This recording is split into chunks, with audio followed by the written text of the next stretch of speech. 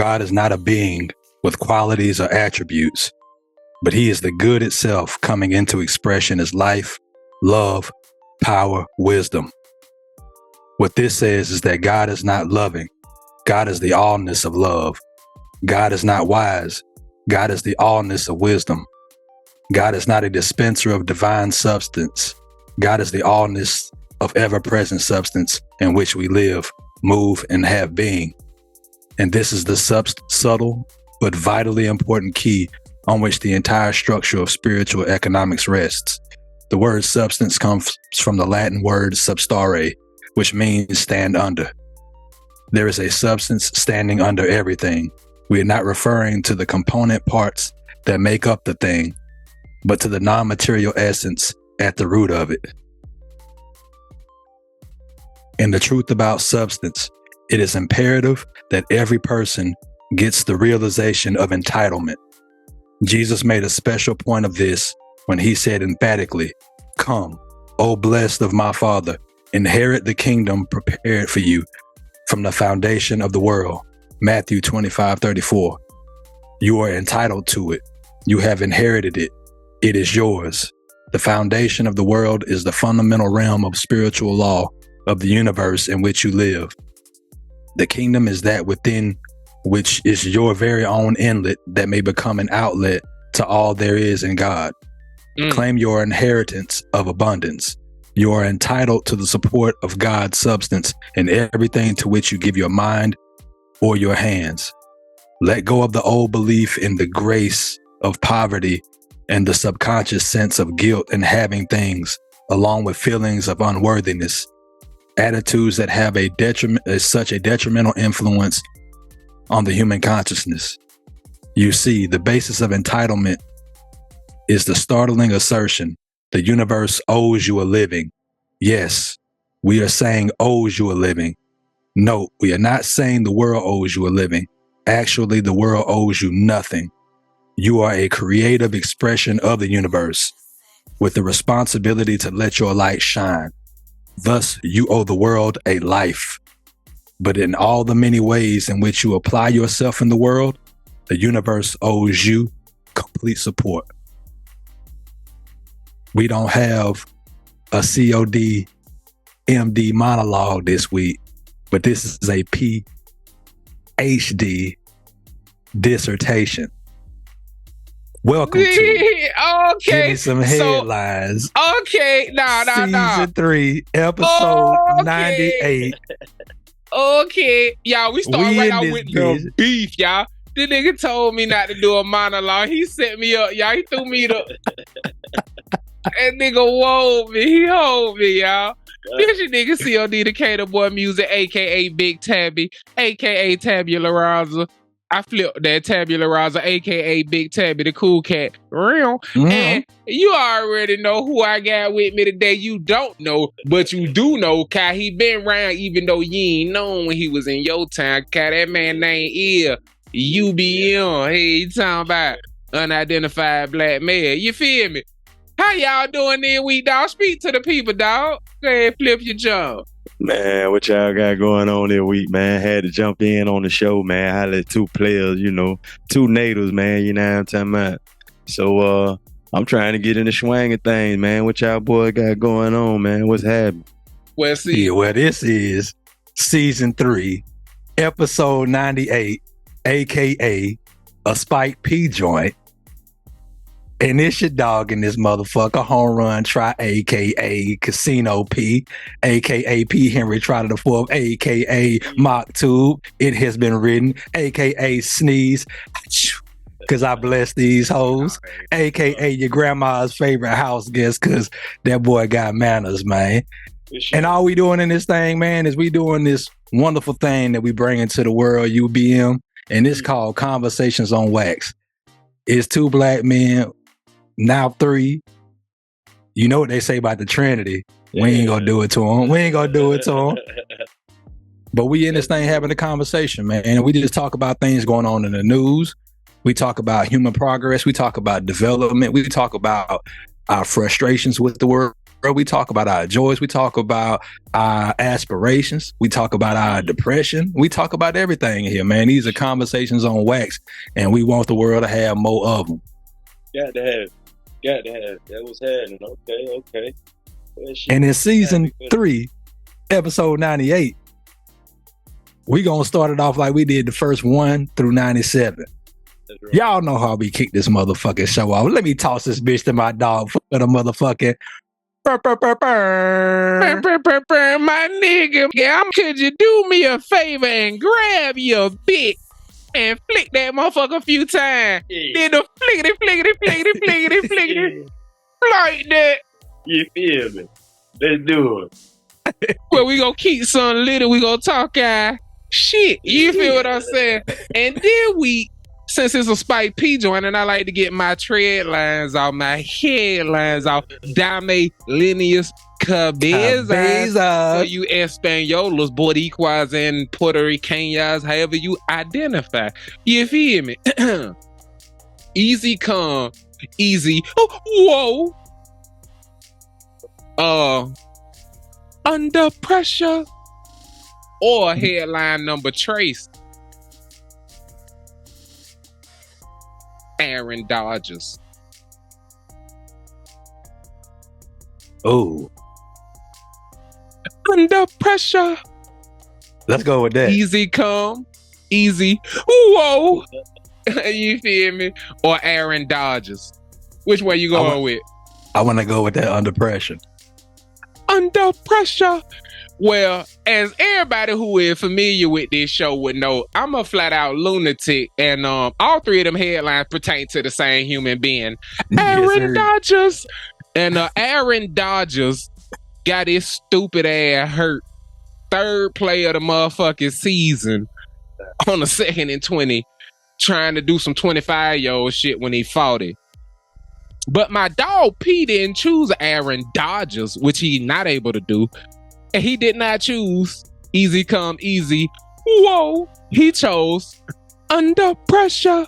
So my dog, I'd like to toss it to y'all and ask y'all, how do y'all feel about Jordan Love putting up 38 ball on them niggas on Chicago? His first game as general in Aaron Rodgers' absence, he put up 38 on the new motherfucking franchise QB, the decided franchise QB for the Bears. I think they sure about what they did. How y'all feel about it?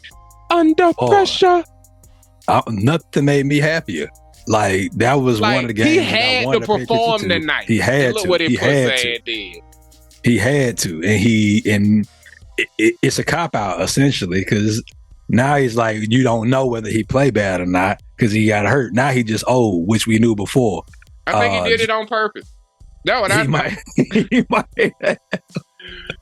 Nudie think you're gay. Do you feel?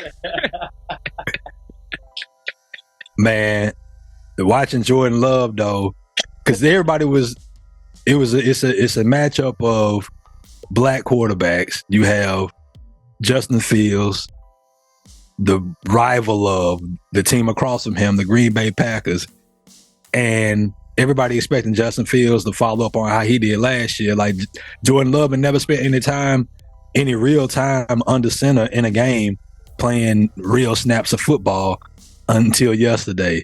And for Buddy to come out and his number 1 receiver was hurt. Oh, number 9? Talking about old boy in the sophomore. Watson. Yeah. No relation to Nasty Man. We'll get to that later. You feel? Yeah. But he was hurt. His number 1 receiver hurt. He got a bunch of rookies out there. The only skill position players that he had that have any experience are free our dog Aaron Jones. Shouts out. Hey. And he's still doing it. Aaron Jones is still that dude. Doing it well. Hey, shouts out to LL Cool J. 2 catches, 86 yards, a tutty, like 12 carries, 70-something yards, and another tutty. Like, that boy still, he's still in his bag, man. So shout out to Aaron Jones. I went up against him, lost by 1.42 points because of Aaron Jones, but it's all good. But yeah, man, shout out to Jordan Love, bro. Took the helm, and they forgot about Aaron Rodgers already. Yes, sir. And that boy Aaron Jones put out a smooth 15 for 27 for 245 yards through the air. 3 touchdowns, no picks, you understand me? And the boy had the nerve to scamper for 3 attempts, 12 yards, 4 average. Big time. That boy think he Frank Gore out here. Mike, what you think about that shit, my G? Hey, man, I think the man did his thing, man. You know what I'm saying? That's how you drive, goddammit. You understand what I'm saying? From now on, nigga, that's how you drive, goddammit. You know what I'm saying? And the Bear put up 20, so it wasn't like he could just have a slow game and get it done. He had to go ham. Right. I mean, he had to do it. He had to do it. And at least what Patrick Mahomes averaged before this year, 34 point something in league openers. Yes, sir. Jordan Love averaged 38. How you feel about that? You know what I'm saying? Hey, Take that, Fatty Mahomes. You're looking a little bit rotund. Hey, man. We hate getting the gym. Hey, I talked to you about it, dog. That this week's. Hit that bit one time for me, dog. That's this week's. Fliggity, flight. There you talking about. We at you. Yes, sir. Fire. Hey, hit him with that Dalcine. Hold on. Fire. Hey, I hit him with Spider-Man. Hold up. Fire. I don't know what the fuck I was doing the first time. Cinder. Cinder. They said. My dog, can I do you a favor? Nah, you can't do me a favor, but you could probably do Mike a favor. What's the name of the show, cuz? Man, you know, give me some headlines, you know what I'm saying? Give me some headlines. Hey, you talking about CoW 1522 KZLA. In this first edition of Give Me Some Headlines this week, we're going to go with the dichotomy of the NIL. And I'm going to give you 2 headlines that have to do with this headline. The first is worms and conditions. Read the fine print. The second headline is look good, you play good. You play good, they pay good. Which headline would you like? The choice is yours. UBM and TOD.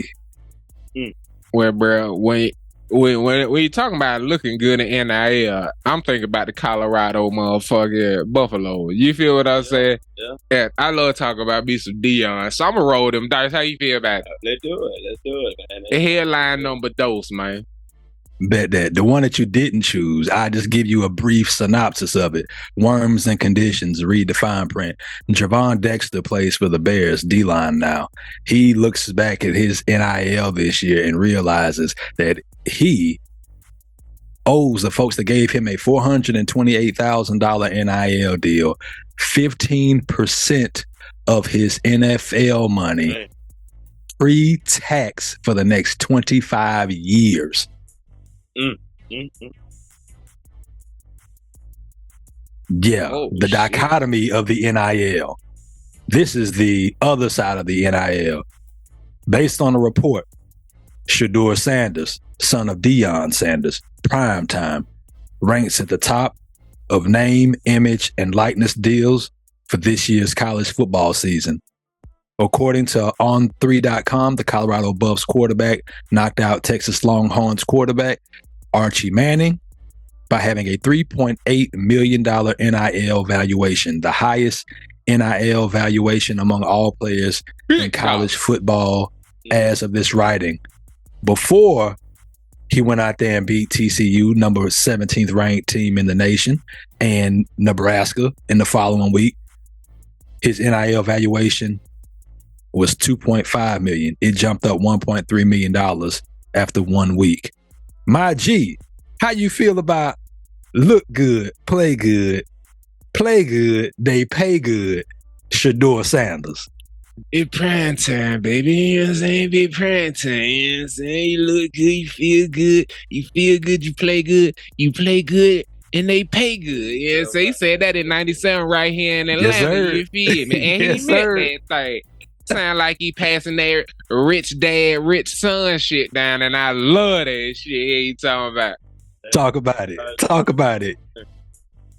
I love the way that boy playing too. That boy playing big boss moves. Yeah, you understand me? He playing big ball. He beat the national champ runner-up and the SEC motherfucking heavyweight week 1 and week 2. No motherfucking fluffs on the schedule. Yes, sir. As a and COD can edit this if you don't want your business out here in these give me some headline conversation on wax streets. But as a father, how would you feel? Should baby boy, you get to coach him, stand on the sideline, and you get to watch his money rise, and it ain't got nothing to do with you besides you giving him your jeans, and you standing over there watching your offspring jump off the motherfucking porch right before your eyes and become the most valuable player in the nation. Not to mention, you got all 3 of your babies out at Colorado with you, Shiloh and baby girl at Colorado. Yes, sir. All of them now. I mean, as a father, man, I had to let him do what he do. You know, everybody stand on different principles and, you know, different rules or whatever in life. And we all grew up differently. But for me, man, who am I to take that away from him? You know what I'm saying? All I can do is support him as best as I can. You know what I'm saying? And hope that he do the right thing. Try to guide him. Never control him, but try to guide him. You know what I'm saying? I always be the angel on the shoulder, not the devil per se. You dig what I mean? That's all I could do, man. That's beautiful. That you said some beautiful shit right there, because I was watching a video that came into my consciousness over the weekend, and it was this psychologist talking about the child rearing, and they talk about like how can one child be in a household and another child be in a household, they in the same household, growing up in the same environment, and they grow up differently. One and he gave a practical example. One child turned out to be a preacher, and the other child ended up going to jail. And he was saying that those kids may have come from the same womb, may have grew up under the same roof, but they did not have the same environment. Because as soon as you pick up one child and you hold him and give him love, and the other one's sitting there watching it, you create jealousy. Soon as you tell a brother that he need to give up his toy to share it with his brother, he started to have a different sense of like what his brother's like. And if he see his brother fall and scrape his knee, he got a little smirk on his face like, yeah, got your ass. And so you got to be cognizant of all these things when child rearing. Is if you got 2 kids growing up in the same household, and you got 2 kids growing up in the same household, it may not be the exact same environment, and you got to be cognizant of that. And then part of that was as well that I'm living proof of that. My big brother was on some wild shit, 5th of 5 boys. So I got a mother who felt like she knew all the tricks of the trade for kids, and she was gonna make sure I didn't get over on her. You feel what I'm saying? Like, I dad grew up without a door because them nigga used to sneak out their window on the 1st floor. So I grew up with a sheet as a door because them nigga was savage. Crazy shit, bro. And there was another thing with that they talked about how you said not guiding your child, like trying to steer them one way or the other, when you just provide them with perspective and guidance, and you let them decide, like, this is your life. You do what the hell you want to do with your life. I'm just here to be your father to make sure you got the support you need, the resources you need, and the perspective and guidance you need if you're running into something, or you may hit a roadblock or a barricade or something that I've run into myself, man. So I really appreciate that perspective, because a lot of folks try to steer their kids one way or the other because of what the parents want. They try to live vicariously through their youngins, man. And most definitely. And if you look at what's going on with baby Grump and all the controversy around that, how Grump hit them nigga with a cease and desist. Cause that nigga was forcing his son to say certain arrogant stuff. He'd answer questions in interviews humbly, and he'd be like, nah, tell him this. Cause they asked him, like, you think you really gonna be the next Grump? And they be like, I don't know, maybe. His dad'd be like, nah, tell him this. You see the footage, you see my tape, what you think? And then make him say that, and then tell them, make sure you edit it to where that's his answer. Wild shit like that. And as motherfucking camera ready and crazy as Dion was, you don't see none of that braggadocious, look at me extra over the top, I'm the show, I'm prime time junior shit from Shador. And he is the quarterback, not a cornerback. He the fucking quarterback, leader of the team, and he don't have none of that. And he is playing for his father. That says, I'm gonna let him be his own man. Right. And that braggadocious guy that y'all hated on constantly, who was still the exact same man as that boy's head coach, raised the humble baller. The humility emanating from, bruh, after Coach Prime did the, you believe now? You believe now? The funniest clip from social media the next week was Shador waiting on him in his office, and he walk in with a few assistant coaches, and Shador like, y'all seen Pop in there showing his ass in the press conference. You believe now? He making fun of him for still being Prime. That's how himself he allow his son to be, bro. I love it, G. Shiloh walk in like, oh, you getting on him? You believe now? And then they just Shiloh and Shador going back and forth, making fun of Pop, and he can't do nothing but sit there and laugh. He like, man, y'all get out my office. You know what I'm saying? Get out my office. My G's. Can I do y'all another favor, man? Go ahead, hit her with the call letter. Hit her with that big radio KZLA style. Yeah, I mean, excuse me, UBL. I'm gonna edit that. I'm gonna bleep that. You feel? Hit her with that big. What you trying to do? Shit, man. Go ahead and hit me with the goddamn sauce, man. Shit, what's the favor, player? Give me some headlines. Yes, sir. The theme of these headlines, I got 3 of them for you, is beef. The first headline is racism's still alive. They not even concealing it. The second headline is back on my bullpit. The third headline is 20-year dry-aged beef. Run back through them bitches for me again, G. I got you. The first headline is racism still alive. They not even concealing it. The second headline is back on my bullpit. Third headline is 20-year dry-aged beef. I'm over here having a cough fit. This some good tree. So I'm gonna talk to the UB. Cut your mic on through it. Which one you going with? Hey man, I like number 1, man. That shit sound that's one that need to be touched on, man. I like that. Let me share my screen right quick. I got it queued up. I'm sweating out these conversations on Wax Pocket Tee that you can go get at motherfucking DecaturBoyMusic.com/shop. My dog in the motherfucking COD home soccer, football kit, wipe my sweat. Hey, man, we finna Messi, no Ronaldo. Fuck you talking about? Showing the sleeves, cuz. Yeah, man. You talking about hit him with the truck. GSH on the sleeve. What about that other one though? COD on the sleeve. Hold on. Hit that camera. Yeah. COD on the go get your. You feel me? That one like what? $39.99. You get you one of these for the smack. 27 of them buckaroonies, you feel me? And it thick weight kind. You see, if you got the guns, you can put on the show. You feel what I'm saying? You got a little tats on the arm. Go ahead and goddamn sauce them hoes up and start a conversation you want to put on wax. You feel? Yes, sir. Advertisement. GSA commercial break. Get your merch.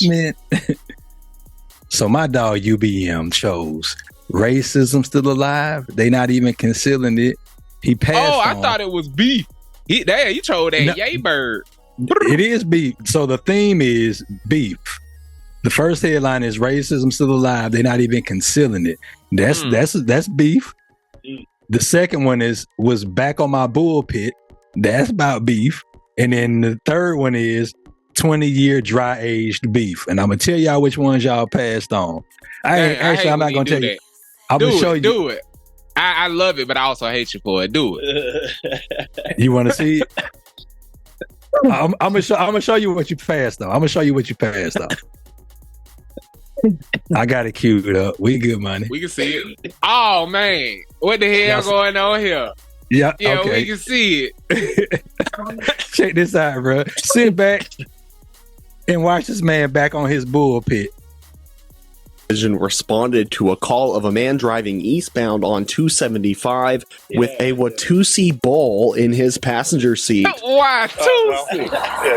The officers received a call reference a car driving into town that had a cow in it. They thought that it was going to be like a calf, something smaller, something that actually fit inside the vehicle. And the vehicle was big enough. Well, technically.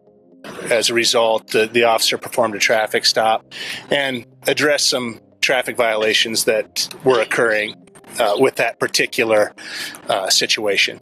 The occupant of the vehicle was identified as Lee Meyer of Neely. The Watusi Bull's name was Howdy Doody. He was immediately pulled over by Norfolk police and they performed a routine traffic stop. The officer wrote him some warnings. There were some citable issues with that situation. The officer chose to write him a warning and ask him to take the animal back home and to leave the city. Meyer and Howdy Doody are on their way back home and no one was hurt. That nigga in the purchased police vehicle on top of that. Bro, that nigga smart. A police vehicle. Because I thought that's who pulled him over. Me too. I was like, boy, he look small as fuck next to that police car. That nigga big as fuck. And I was like, he in that bitch. Hold up. So the other headline y'all didn't choose was 20-year dry aged beef. You want to see what that one was about? It gotta be 50 Cent and Ja Rule. That was my guess. Not quite, but you're close. Okay. You ready? Yeah. Can y'all see it? Yeah. You know what's coming? I do. Hold on, can I tell Mike? I mean you Go ahead. You be here? Yeah. Bruh. Cameron and Mace beef started when they was teammates on the basketball team together, bro. Yeah. You remember this shit? Yeah. In the motherfucking championship game, man. Play that for the audience. And if the community ain't never seen it, you're about to see it now. I'm cooking. First basket of the game. That's me. What I do here, come down, slap boys, get away from me. Right here, I'm about to take off on him. He flagrant fouled me. I don't blame him. He's about to be a victim. Another basket. Where I'm at right here. Through the lane. Floaties. Yeah, that's me. Behind the back, chill, Corey, right? Nah, I ain't going that way. Lose it, get it back, and one. Ah, tough. I come around right here. Dish. About my 8th assist of the game. Mid-range game. Yeah. So right here, it's 4.2 seconds left. I don't know I'm getting a rebound. 4 seconds left. Corey Wright misses. It bounces off front rim. I get it. Look. 4, 3, 2, 1. I don't see nobody to pass. Murder mad at me. He throw the tantrum. I was hot. Wide open. Now look, I make that shot. Mace, you go to college, I go to college, we go to the league overseas, whatever. Our career would have been over. You wouldn't have sold the 10 million records. I wouldn't have sold the records. I think I made the right choice. Hit or miss. He's still mad at me about this shit. To this day. Murder, we still... Look, I'm cooking. So we still performing to this day. Bruh, he was heated. He was heated, bruh. So this is the headline that y'all did choose. Racism still alive. They ain't even concealing it. Bruh, listen to this crazy ass shit right here. You guys are all faggots! Go back to the projects, faggots! Go back to the projects! Faggots! Homophobes too. They racist and homophobic. Bruh. And this is they don't have black people on their team. That's the worst part of the racist people in sports. You rooting for black people and yelling racist shit at the black people on the other team. Getting y'all laugh. That's why. And that's the thing, bro. And the thing that I found out about this, bro, is not only did they yell these homophobic slurs and racial slurs at these kids, other fans this is Alabama, this is the school I no longer fucking support. And it's been hella evidence of why I shouldn't support this damn school. This is just the final fucking straw. They was throwing beer cans and they spat on that kid's mama. Number 25, they threw beer cans and beer on that man's mama and spat on her. So you mean they engaged in game. Trailer park activity while yelling, "Go back to the projects"? I tell you that's true. You feel what I'm saying, bro? Right, bro. Let me have been a Tuscaloosa. And the thing about this joint is, man, like, this is why I don't, like, I watch football, bro. I'm trying my hardest to get away from watching this sport, bro. Like, it's terrible. It is terrible for our community, bro. Because like terrible people around it. It's a lot of terrible people that help make it profitable. Right. There ain't nothing terrible about the sport. About the game, yeah. Because the game gave me some of the best friends. Some like brothers, like legitimate brothers. It's fewer things than the camaraderie that happens. That guy yelling, "Go back to the projects," going home to nothing that bring him joy. And he letting all of his misery out on these young men because he didn't get his feel good on Saturday. Think about his character as he tried to degrade these young men for succeeding. All they did was do their jobs well. And that's what he had for men who did their jobs well. What does it say about his character? Should be yelled at him when he at work? And I'm glad you brought up the subject of character. Look at the character of the people who are having these racial and homophobic slurs thrown at them. Because winners dance. That's what winners do. You dance when you win. They're not saying anything back. They just throwing up the sign of their school and they continue to dance. Yeah.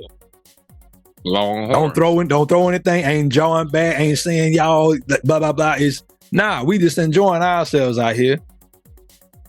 So look at the character. On our sideline. We ain't on the field. We on our sideline. On our sideline.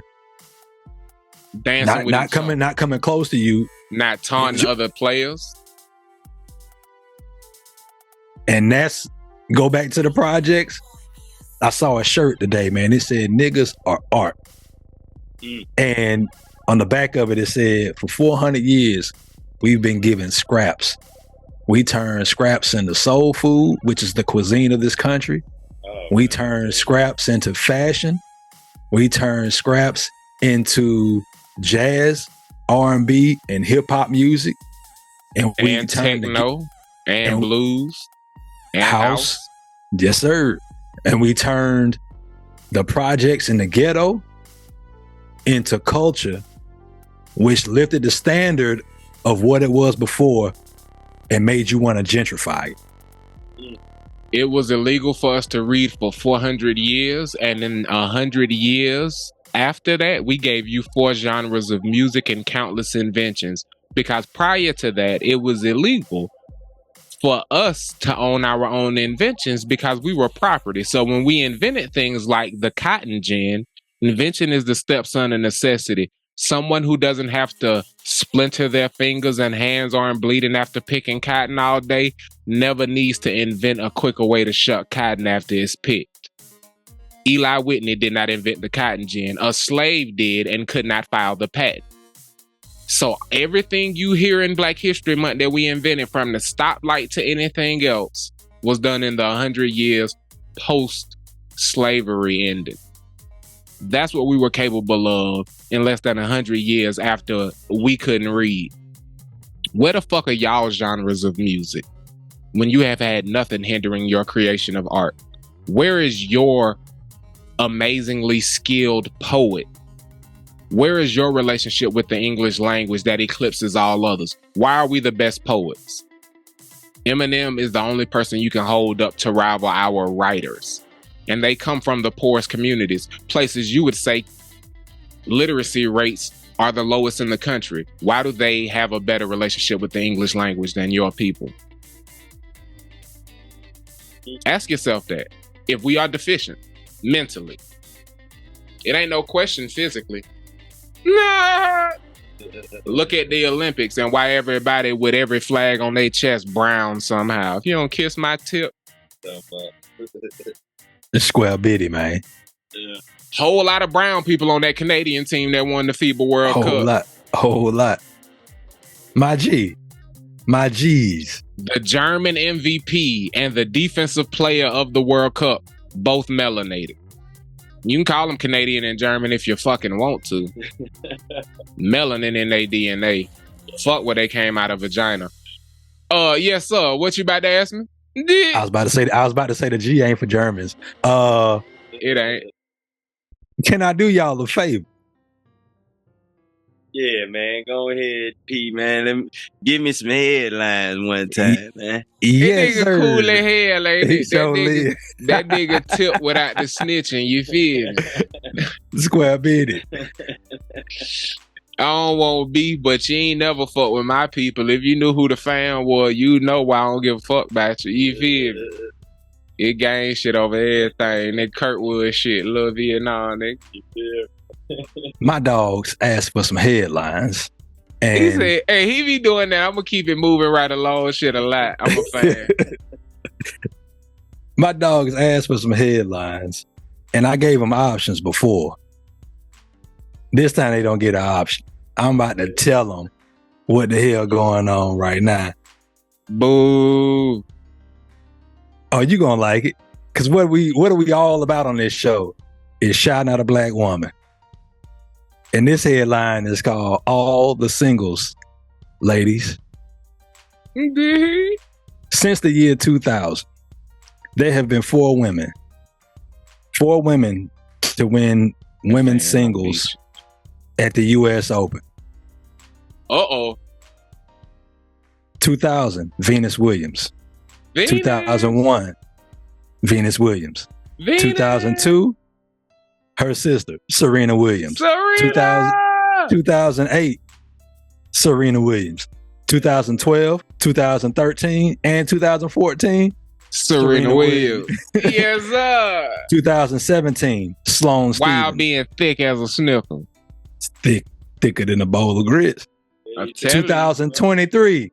And I chop Venus down. You see it behind me. About you. You see it got the eyes on the prize behind me. 2023. The latest addition to that club is CoCo Gauff. All four of those women were black women. Sounding like a combo from Starbucks. In 23 years, 1, 2, 3, 4, 5, 6, 7, Sound like 8, coffee and 9 with a CoCo Gauff. 9 U.S. Open women's singles titles, little latte. all won by black women. Con leche. So shout out to our dog Cuckoo for CoCo Gauff, which will be the title of this episode, adding her name to the pantheons of the greats and she's the second U.S. woman in history to win the U.S. Open as a teenager. And you can guess who the other one was. At 17, Serena won it. CoCo is 19. And she just won it. My G. Also, bro, Nike be missing, bro. I mean, not Nike. I'm sorry. New Balance missed a fucking layup.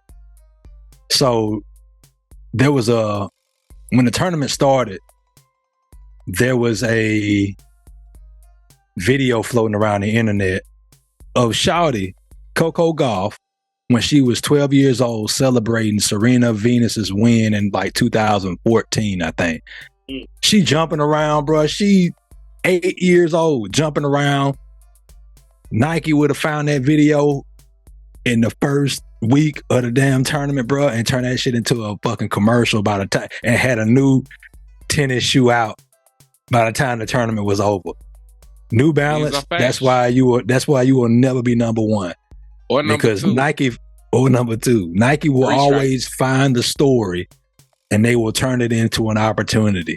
As soon as she hit that last ball past that young lady and fell out on the ground, that would have been a commercial up that damn minute, bro. And it would have been running. Commercials of her tossing the ball up and somebody pouring a cup of coffee during her upswing. And right when that big hit, What? You feel what I'm saying? Yeah, said now up for the date, ace. You feel what I'm saying? Man, put me in any room, I'ma add value. New Balance, y'all suck, man. I know the shoes ain't hit. Yeah, man, but I had to bring that tennis to y'all this week because my dog, COD, the Cater Boy Music, aka Big Tabby, the cool cat. Her shoes should be the CG like the Gucci shoe or the Coach shoes, but they CG for the CoCo Gauff. You feel me? Put them bitches brown with the white letters. Man, we finna make Goff merch here. You talking about? And we gonna paint our face like them Goff kids. Why they ain't doing that? Why they ain't got Goff kids? Have everybody dress up in golf clothes and show up to the tennis match and be ball boys. They hit the ball and then they run without swinging their arms. Bruh, these will be fire ass commercials, bruh. Man, and the thing is, man, one of my favorite fashion labels, she did like a collaboration with them, but like it's not an original shoe. Like she was wearing they shit instead of like her own stuff. Golf kids got a section at the motherfucking tournament, and every time she score 13 love, bruh, they doing that. They can turn up, bruh. What's that dance to that future Percocet? What's that song, man? What's that song they always have? Like somebody emo with like their hair covering their eyes. Tonight will be the night that I won't fall for you. Yeah, I'm on it. You feel me? I should have. Wow, you feel me? Man, but yeah, shout out CoCo Gauff, man. I would shout out my dog COD the Cater with music because he was ranked nationally as a tennis player as a youngin. Fucking right, and they ain't and they ain't have to worry about New Balance stupid ass because I was signed to Nike. You feel me? Shouts out to football for ruining my tennis career, man. My first year of football, I hit a nigga, my shoulder blade, the swinging arm sunk 1.5 inches out of place. Yeah, it's still fucked up when I do push-ups, but you know, I loved football, so I ran in the nigga full speed for a decade. But that ass, bruh, the way I got sponsored by Nike, for the audience who ain't heard that episode of season 1, they came to the Boys and Girls Club because Samuel Jones and Decatur was fucking the whole state of Georgia up.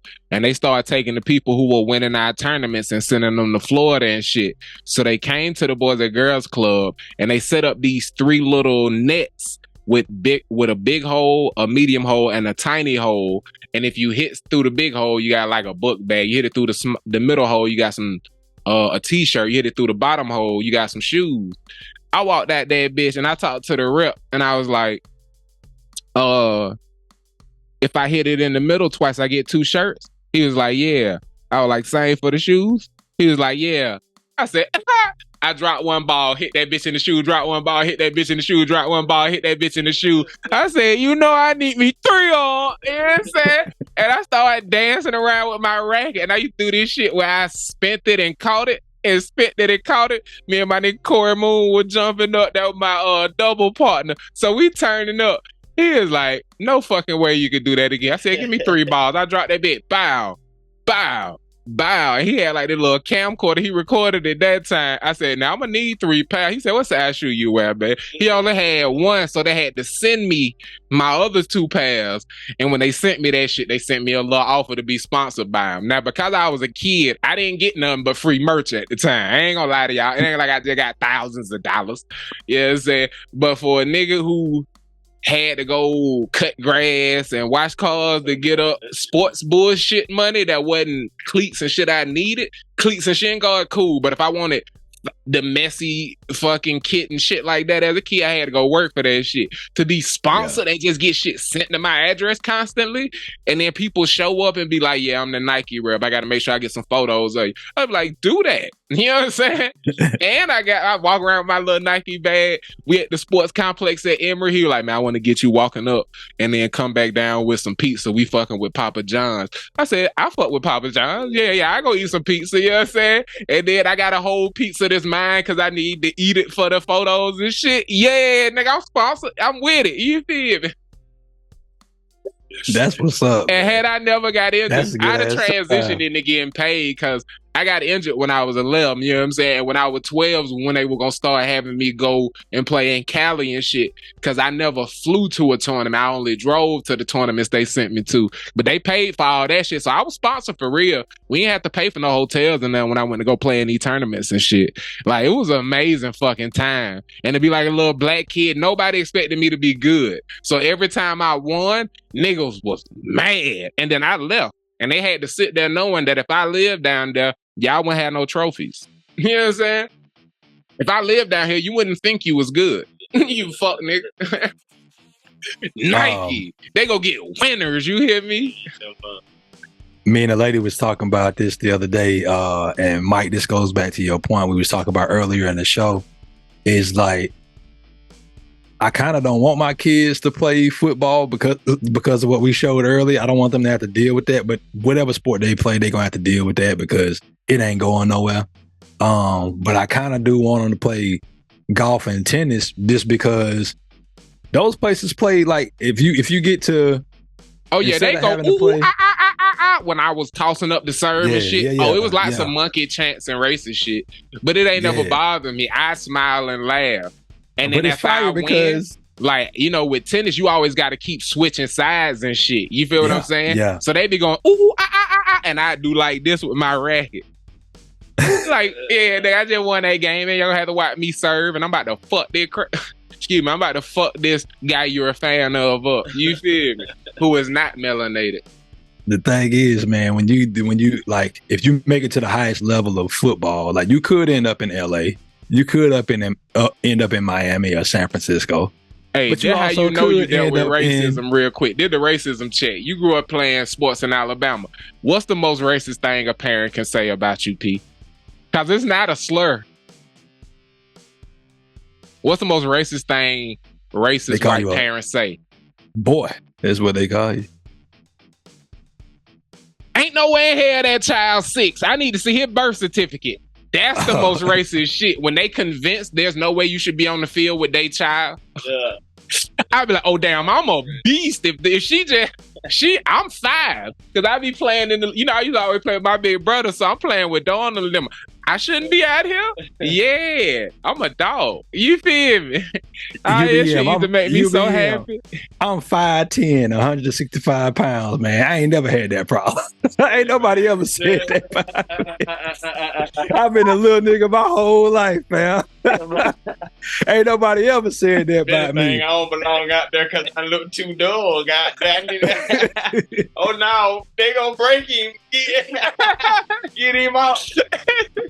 Go out there and show out. His first game, COD first game, he hurt his shoulder. My first game ever, bro. I broke my arm. My daddy was so mad. I broke my arm. I fucked my shoulder up, cracked back in the nigga. He got the worst of it. He didn't come back in the game. I played the rest of it. I didn't go to another practice, bro. I went to the banquet at the end of the year. Yeah. And he tried to get in ladder. He said, I played this shit. Nigga rehab for a season and go try to make sure I started the game. I was a tailback, bro. I started the game on 3 carries, 24 yards. I was killing, man. I got down there to the goal line. We was playing this team from Robertsdale, Alabama. Man, that middle linebacker scraped and that motherfucker drove my ass into the ground. I was like, oh man. I got up, everything was blurry. Like my eyes was blurry. He hit me. He break my eyes was blurry. I went to the sideline. My daddy said, "Man, you all right? You look fucked up. You all right? Nope. You all right?" I said, "Nah, bro." I was like, man, my arm numb. It's hurting and it's numb at the same time, bro. But we got off topic. Can I do y'all a favor? The Pentecostal joint, or could you? You know, go ahead. Go with your gut. If you could, right? If you could, I wish you would do me and the audience and UBM a favor and tell us something good. I did it wrong. Right? No, you didn't. Oh, I fucked up the pause. Productivity, prosperity, positivity, and peace of mind. Productivity, prosperity, positivity, and peace of mind. Those were the 4 key words in a tweet recently by our brother who been gone for 12 summers, 13 winters, but he is now motherfucking home. The hot boy is motherfucking back. BG is out, and that nigga in these streets again, man. That's something good this week, man. We get another brother up out the motherfucking system. And he back out here spending time with his family and his loved ones, man. Shout out to BG, man. Forever a hot boy. And it ain't even about that hot boy forever shit, young, the original baby gangster. The original. The original. B Jizzle, wine. Back home for the last time. For the last time, I'm speaking that blessing into the universe for the G. Back home for the last time. Home for the holidays, and every day is a holiday, man. Yes, sir. Yeah. But that show tell me something good this week, man. So, yeah, damn. Get that up out of there. UBM. Good, man. You know, nobody, man. I'm good. You know it. Hey, talking. You don't say nothing when you hear that. You feel what I'm saying? That's all, man. My name good though, man. You know, I'm a free black man too, man. FBM, you did. Give me some headlines. Believe that it is always better to give than it is to receive. Hallelujah.